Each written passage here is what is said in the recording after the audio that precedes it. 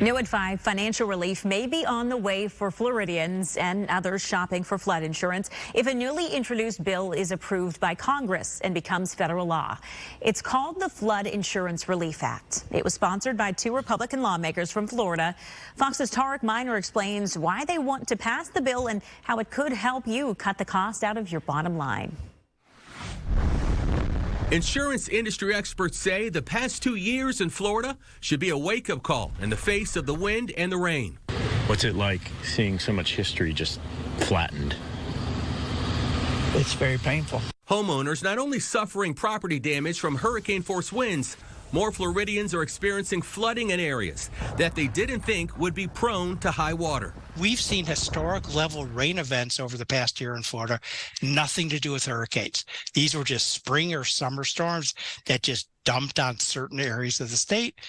And we saw thousands of homeowners suffer damage, and many of them did not have coverage because they said, well, I don't live in a high-risk area. I'm not near the coast. I didn't think I needed it. Well, to be fully financially protected, everybody should consider it because there's no area of Florida that is immune to flood damage. Insurance Information Institute spokesperson Mark Friedlander says the state of Florida is seeing a slight uptick in flood insurance, but 4 out of every 5 Florida homeowners still don't have coverage, according to the latest statistics. New legislation, however, introduced by Congressman Byron Donalds and Senator Rick Scott, could encourage Floridians to start shopping for flood insurance through what legislators call the Flood Insurance Relief Act.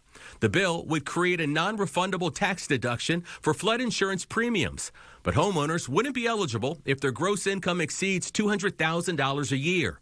It's unclear right now how much of a tax deduction homeowners would actually be eligible for. Friedlander says Congress is concerned about the rising cost to keep the National Flood Insurance Program afloat, a program that is managed by FEMA and has been operating at a deficit for years. He says the federal government hasn't been charging enough money to homeowners for the risk they are riding.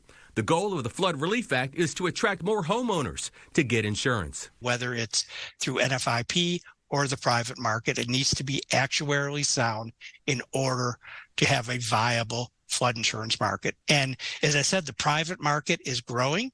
About 1/3 of all U.S. flood policies are now written by private flood insurers.